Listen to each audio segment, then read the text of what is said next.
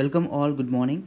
And today we are going to discuss about a very important module for the MRCS anatomy, and this is the brachial plexus anatomy. So the brachial plexus anatomy is very important for those hand surgeons, the orthopedic surgeons, and those neurosurgeons who are operating on the brachial plexus. So the questions of brachial plexus are very simple, and they will be from basic anatomy, the relationship, or clinical aspects in the form of nerve injuries or basic questions of root values. So all the nerve injuries will be covered in separate modules in detail. So today we will be dealing about the basic framework of the brachial plexus. Before going to brachial plexus framework of the anatomy, so let's draw a small diagram of a tree to understand the most important thing in brachial plexus. So imagine this is the sand and this is the tree.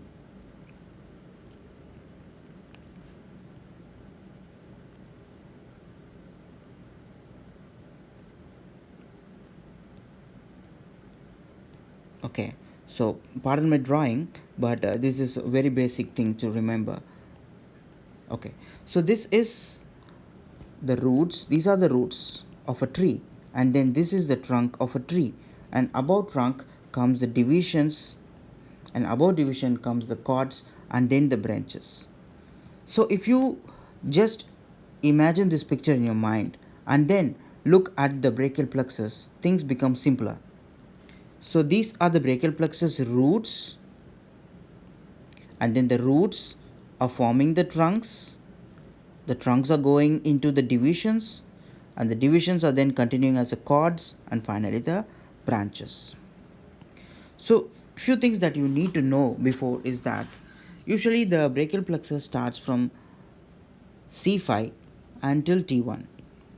If the superior most root value is starting from C4, then that is termed as a prefixed brachial plexus. And if the inferior most root value is T2, if the brachial plexus is ending at T2, then it's gonna be post fixed. Okay, so where are these brachial plexus coming in the body? So basically these brachial plexus will be coming from the neck in the posterior triangle, and then they'll be going above the first rib, below the clavicle, and then going to the arm and supply. It is closely related with the axillary artery, first part of axillary artery and the second part of axillary artery, and that is a very important question which I'll be dealing later in this video. So let's don't waste time and move ahead with drawing a beautiful picture of brachial plexus, which is going to solve all the mysteries of this question. The first thing is the roots. Is a C5, C6, C7, C8 and T1. The roots will join together and they will form the trunks, as I've already said. The C5, C6 join together and forms the upper trunk. The C7 continues to form the middle trunk, and C8 and T1 will join together to form the lower trunk. The trunk will later divide into divisions, which are the anterior and posterior divisions. Furthermore, the divisions will be forming the cords. Divisions will be forming the cords. Yeah, let's use red color. So the posterior division of all the trunks will join together to form the posterior cord.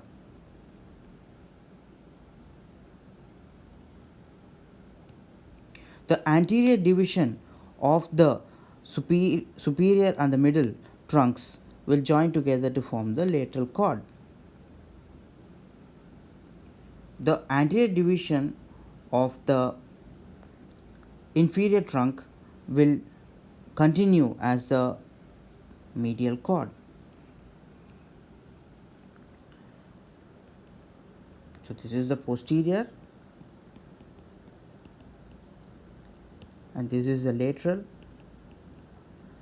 and this is the medial.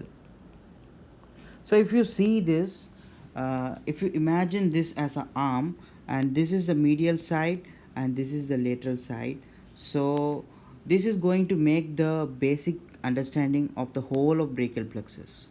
The nerves which are going to come from the medial cord are going to lie in the medial, and the nerves which are going to be in the lateral are going to lie laterally in the arm, and then the posterior nerves will be going to the posterior compartment and it will be supplying the posterior aspect of the arms. So this is the basic understanding of the brachial plexus. Let's draw the branches now. The questions are usually asked from the branches. So there are few branches which are coming from the root. The first one is the long thoracic nerve of Bell, which is from the C5, C6 and the C7. The first one is the long thoracic nerve. That's the C5, C6, C7. Injury to the long thoracic nerve of Bell will lead to the winging of scapula.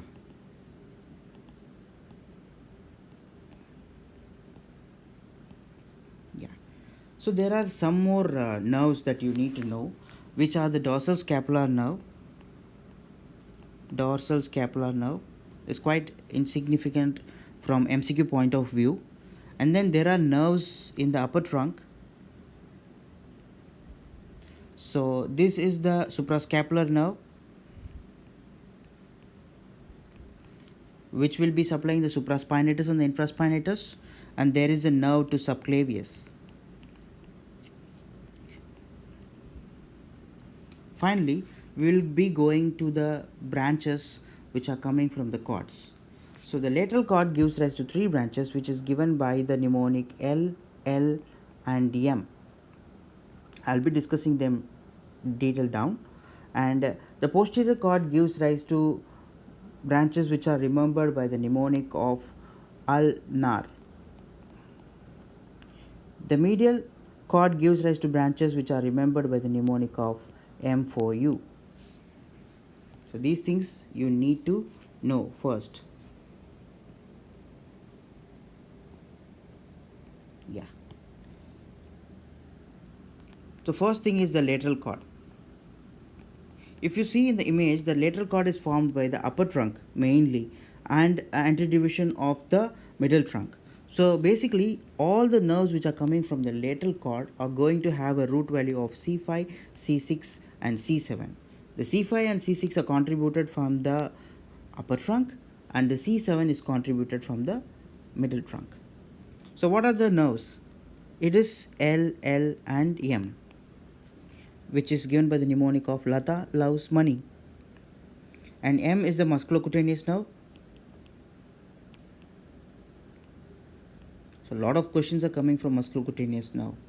So musculocutaneous nerve are going to supply which group of muscle, which is also remembered by the mnemonic of BBC, coracobrachialis, brachioradialis and biceps brachii. So next is the lateral pectoral nerve.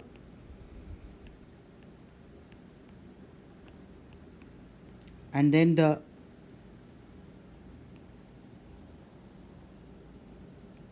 later part of the median nerve. So the median nerve is contributed from lateral and medial parts. Okay, after the lateral cord, we have what is known as the posterior cord. The posterior cord is given by the mnemonic of, as I said, it is the ulnar. The most important nerves from this are the axillary nerve and the radial nerve.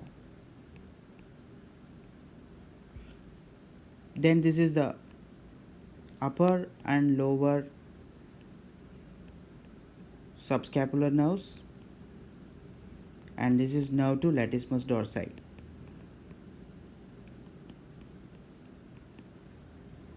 So the root value of radial nerve is C5 to T1, all the roots. The axillary nerve, as you know, it is C5 and C6, and even the upper and the lower subscapular nerves are C5 to C6. The nerve to latissimus dorsi is C6, C7 and C8. So coming finally to the medial cord, the medial cord is given by the mnemonic of M4U. So we have the most special nerve here, that is the ulnar nerve. And then we have median part of median nerve,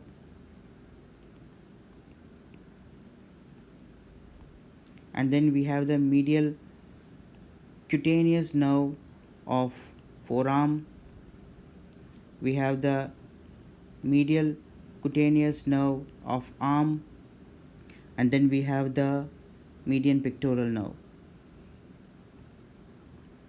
The root value of all the nerves which are coming from medial cord is going to be C8 and T1. So this is a question which is asked recently. So they gave a picture or a clinical scenario of ulnar nerve injury and asked you what the nerve will be involved. So this is the basic about the drawing of brachial plexus. So where can the questions be asked here? The questions have been asked on the long thoracic nerve of Bell. The questions can be asked from the injury to the upper trunk at this area, and that's known as the Erb's palsy. The questions can be asked from the injury to the lower trunk, that's a Klumpke's palsy, and the questions can be asked from ulnar, radial, axillary, and the median nerves. So let's draw a diagram to see the relationship of the cords and the trunks along with their axillary artery.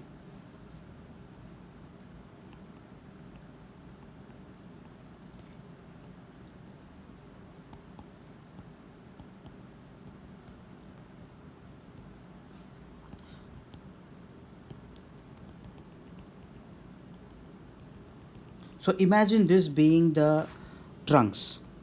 So basically you have the upper trunk, we have the middle trunk, and you have the lower trunk. And this is the medial cord, this is the lateral cord, and this is the posterior cord. So the artery runs somewhere like this.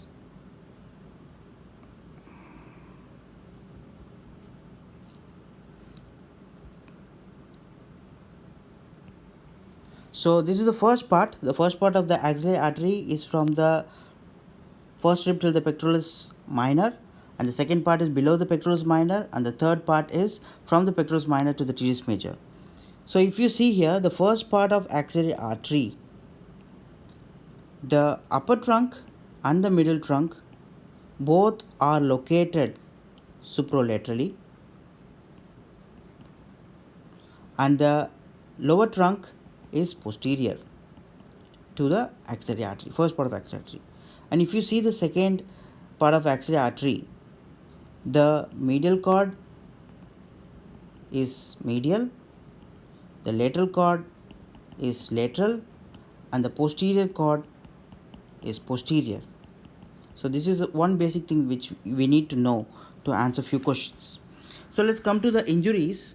The injury to the upper trunk is termed as the Erb's palsy, which is the C5 C6 injury. So see this image here, the baby is having a peculiar hand, and this is known as the policeman's tip or the porter's tip. So what is happening here? So this can happen during obstetrics injury or during fall on outstretched hand. The upper part, the upper trunk of the brachial plexus, which is a C5, gets injured, and because of that the patient is having various nerve injuries which will lead to various muscle palsies and a specific appearance like this. So basically what is happening here is the shoulder is adducted, it is internally rotated, the elbow is extended, the forearm is pronated, and the wrist is in flexion. So if you see, the upper trunk leads to palsy of the musculocutaneous nerve, and then the axillary nerve from the will also cause palsy of the deltoid. So all this will cause loss of abduction, loss of external rotation, extended elbow.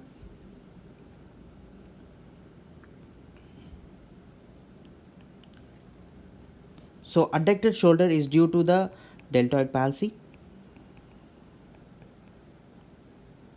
Interrotation is due to again deltoid, and injury to the suprascapular nerve, where the supraspinatus and the infraspinatus muscles will be palsied. They are involved in the external rotation of the arm, so they are palsied, so the arm is in internal rotation. The elbow is extended because the biceps muscle is one of the chief flexor of the elbow. So due to biceps palsy, the elbow is extended, and again the biceps is involved in supination, so supination is lost. So all this is leading to a characteristic appearance of Erb's palsy. So coming to the Klumpke's palsy, basically it is due to the injury of the CA to T1. The intrinsic muscles of the hand and the flexors of the wrist flexors will be palsied here, and this will lead to uh, extension at the metacarpophalangeal joints and the flexion and the interphalangeal joints. So this question was asked recently in the latest exam. Klumpke's palsy is due to injury of which nerves? So these are the basic things that you need to know about the brachial plexus. We have to revise these brachial plexus, and individual nerve palsies will be dealt in separate videos. Thank you.